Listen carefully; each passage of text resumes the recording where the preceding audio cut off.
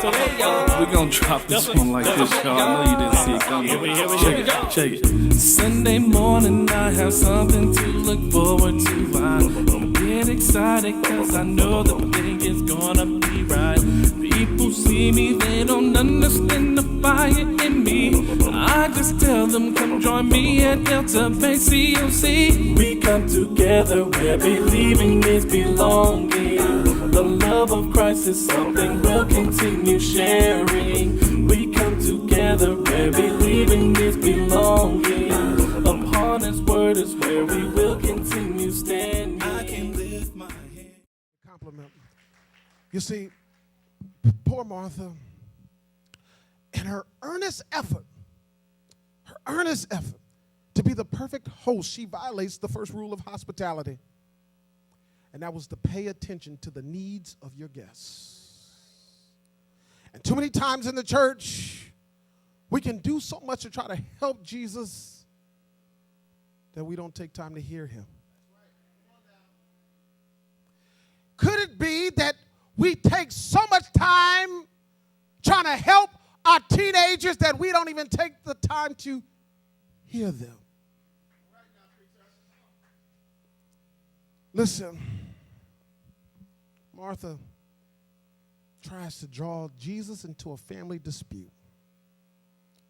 How many times do we try to draw the Messiah into our mess? We quote the Bible to justify our own beef. And we try to draw Jesus into this mess that we have, trying to make the living word say something that we want Him to say, and then rather than what He's already saying. And too many times we become the standards of our own righteousness and we measure everybody else against us rather than Him. Mary is sitting at the feet of Jesus because she's trying to become more like Jesus. We don't want Mary to become more like Jesus. We want Mary to become more like us. And don't nobody want to be you. I'm trying to be nice and be kind. Don't nobody want to be you. Don't. Listen, if the world was full of Marthas, we would have a bunch of picnics, potlucks, and plaques, and the pews would be empty. Because that's what Martha is concerned about. Don't nobody want to be you. Don't nobody want to be as messed up as you, strained and stressed as you. You living, Martha, but you have no life. You work all the time. You constantly stressed out. Martha, don't nobody want to be you. Martha, you are blessed, but you have no balance in your life. You don't know how to prioritize.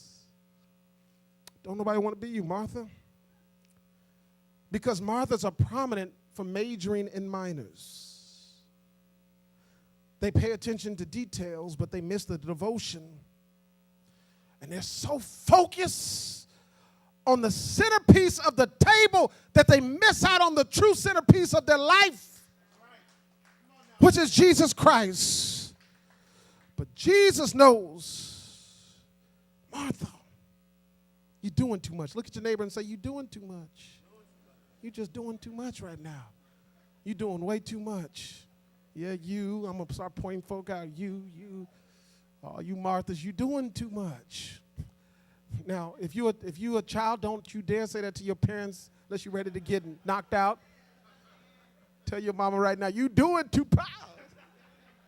I ain't done enough. Knock you out. Doing too much. No, you doing too much. Amen. Look at verse 41. Let's finish this. Come on. Read, Daryl. Martha, Martha. Martha, Martha. The Lord answered.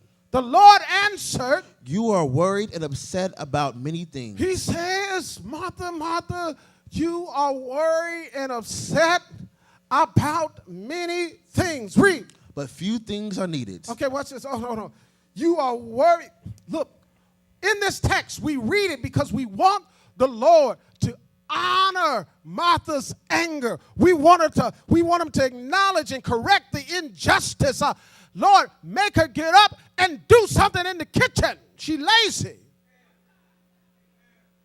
We want him to say, Martha, I'm sorry.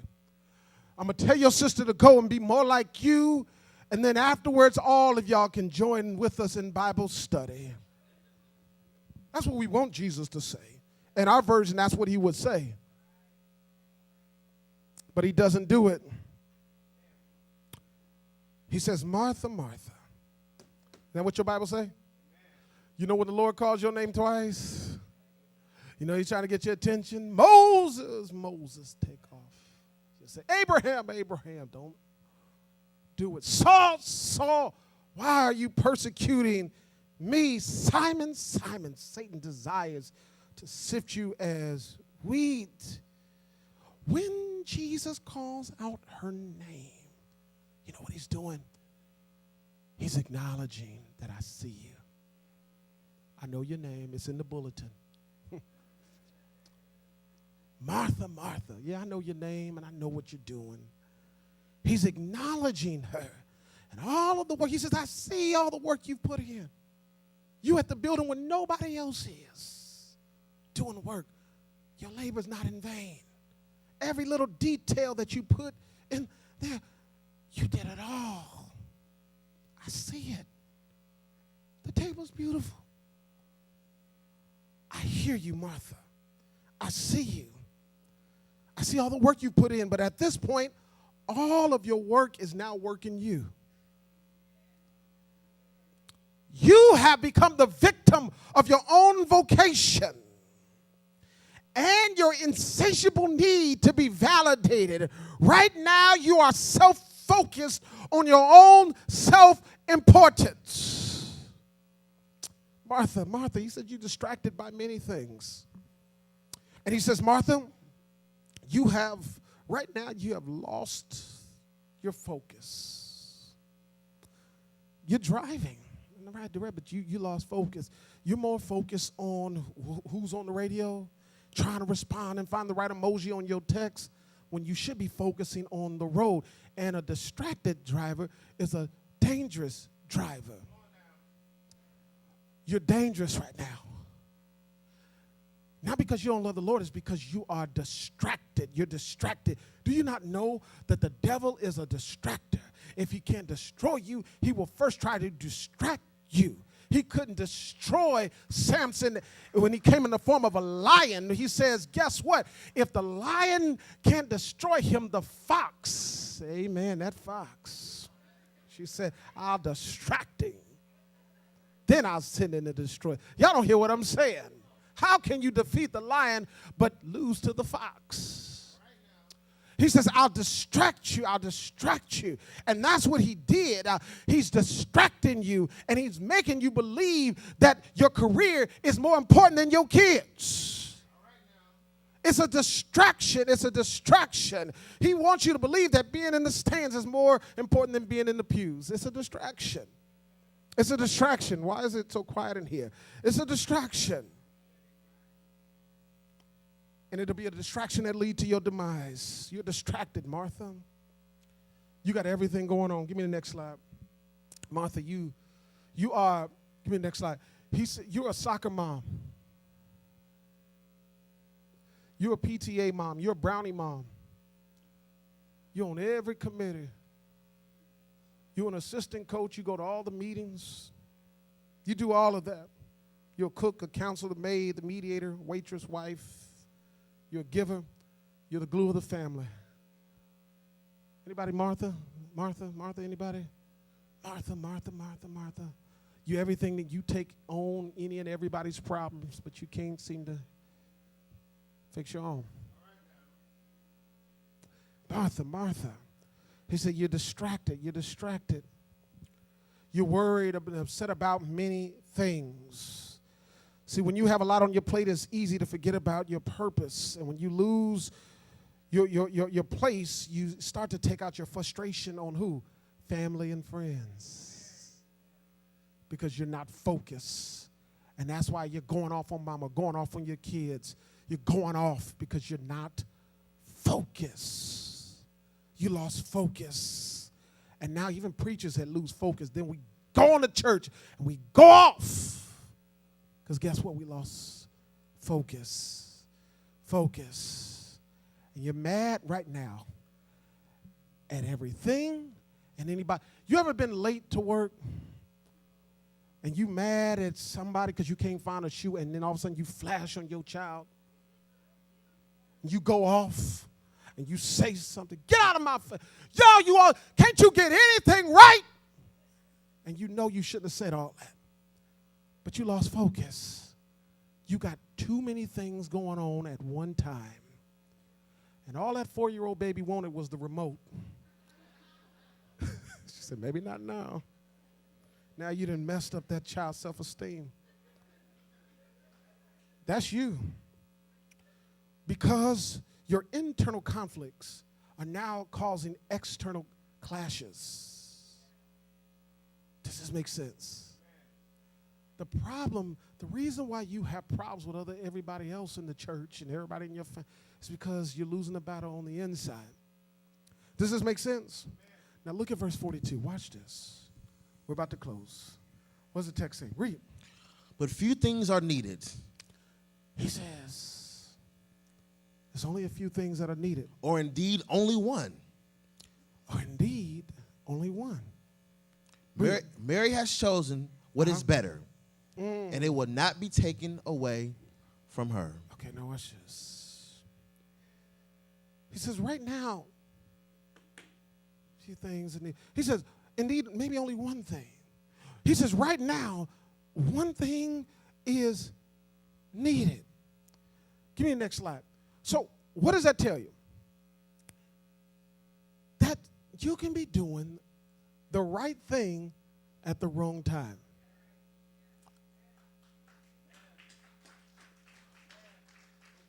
Ten o'clock starts. Our position is one of prostration. It's not time to go back there and do dishes. I'm going to talk to you. It's not even time to cook the meals for the potluck after church. It's not the time to get stuff together for the snack shack.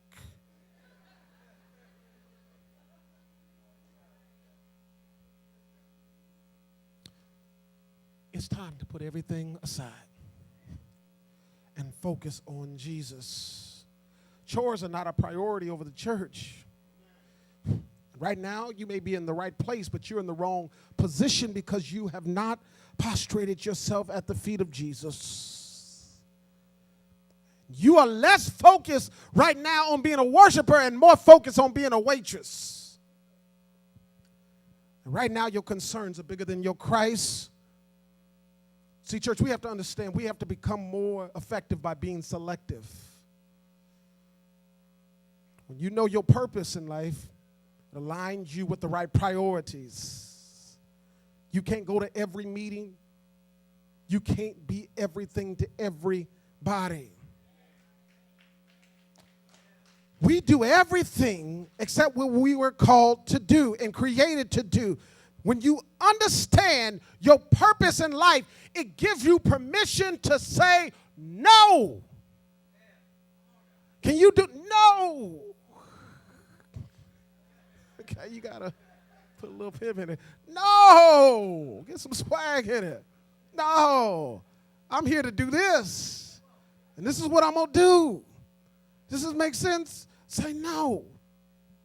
And when you say no to the good, you can say yes to the great.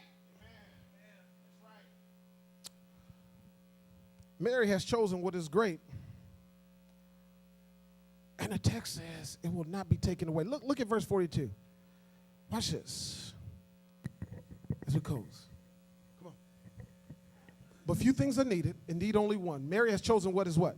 What is better. And it will what? And it will not be taken away from her. So there she is. She's prostrated at the feet of Jesus. Lord, get her, tell her to come up and help me. Get in this kitchen.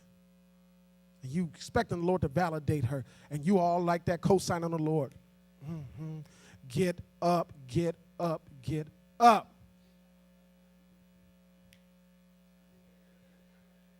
Everybody know I'm right. They just don't admit it. Okay. Love that movie. Okay. And all of a sudden it seems like he's siding with Mary. But Let me tell you something. God is not on anybody's side.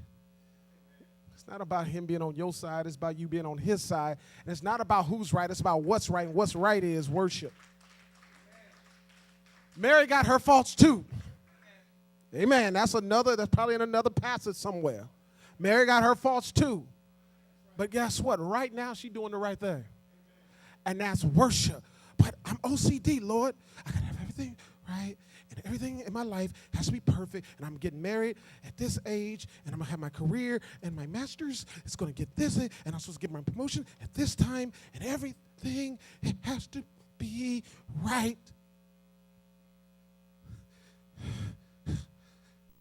And we get our joy from external things. We get our satisfaction from external things. This got to be paid on time. This got to be, this got to be, this got to be. Some of y'all know you OCD. This got to be, that. And the Lord will come up there and just do this. Do this. Now what you going to do now? What you going to do now? Yeah, you didn't get married until you was 35. Now what? You got divorced. Now what? Oh, the kids are, somebody's dropping out of school. Now what? Now what? Now what? Your faith doesn't come by your everything working out perfect in your life. Your faith coming through hearing and hearing by the word of God. Now you got to rely on me. Does this make sense? One thing is needed. And you ain't going to take it from her. Not the preacher, not the members. Nobody's going to take me away from the feet of Jesus. You're not going to pull me from Bible class to engage in your chaos, your life. We will counsel you later. You come in this class and you might get a word that can help your situation. Not shut down worship so we can engage in some work. Maybe all your worry and work is taking you from true worship. But for every Martha syndrome, there's a Mary solution. Because the Lord shows us how to live a Mary life in a Martha world. Let me next slide. Martha, she comes along and she wants to please God through works. Mary says, no, we're going to please God through faith. Through faith. One is a worker. The other one's a worshiper. One is overwhelmed. The other one sits at the feet of Jesus and she's overjoyed. One is a complainer. The other one is a contributor. One is laboring. The other one is listening. Who are you? Mary or Martha?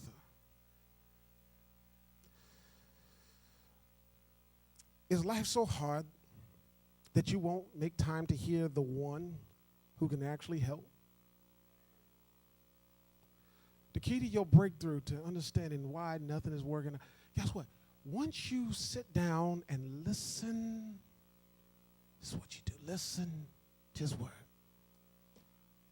All of a sudden you realize that the placemat's not matching. It's not a big deal.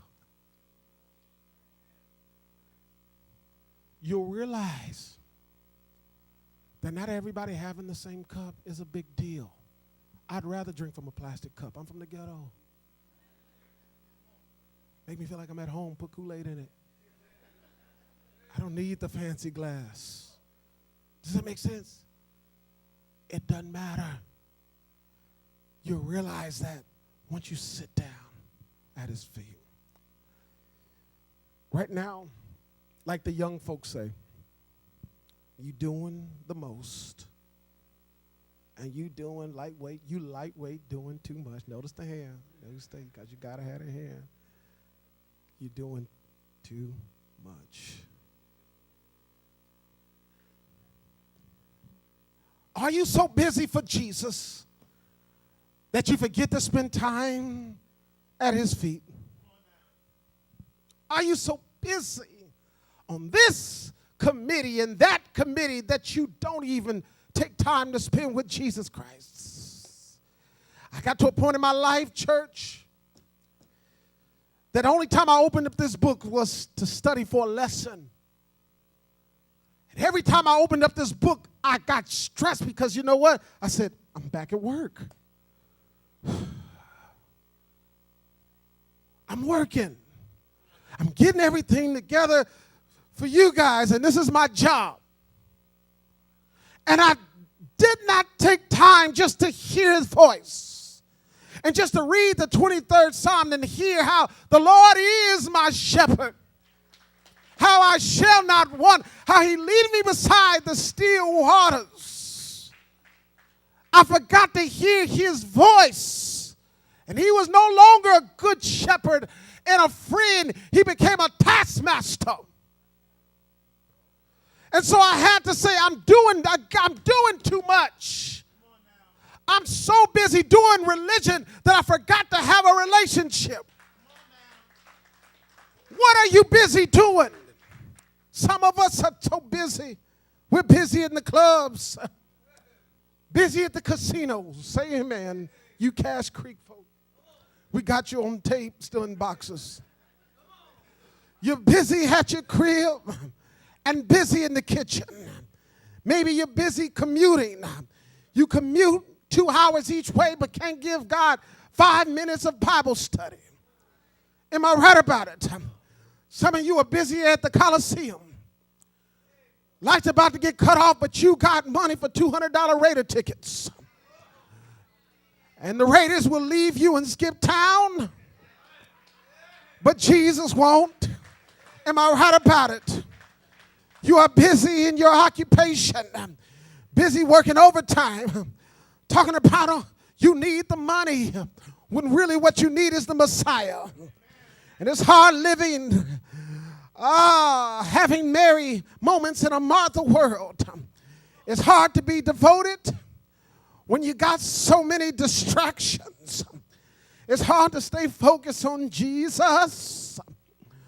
When folk they go to the mall and they forget to wear clothes sometimes. It's hard to stay focused, men. Am I right about it?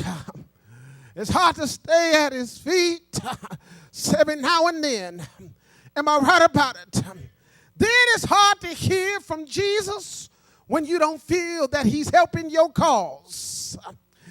But before he eats at your table, Jesus is inviting you as the bread of life to come eat at his table. Am I right about it? He says, this morning, I can give you some soul food. I can give you some collard greens, some neck bone, string beans, sweet peas, black-eyed peas, fried catfish with tartar sauce, red snapper. Am I right about it? Some prawns, some sweet water cornbread, some scrimps, and hush puppies. Am I right about it? I'm talking about some soul food. I'm talking about jambalaya with some sausages, okra, and some macaroni and cheese. And not that stuff you get from the Kraft box. Country ham, red-eyed gravy and oxtails, whole cakes and molasses, red beans and rice, fried bologna with biscuits. Am I right about it? Yeah! I'm talking about smoked turkey legs, smothered chicken, baked chicken, grilled chicken, fried chicken, chicken curry, church's chicken, and chicken-flavored top ramen. Y'all don't hear me? I'm talking about some soul food. He prepares my plate. He prepares my table in the presence of my enemies. Am I right about it? They can watch me eat, and they can watch me pray. They can watch me prosper and watch me give and watch me grow as I wait to see what God has in store. Bread of heaven, feed me till I want no more. I come to the garden alone while the dew is still on the roses.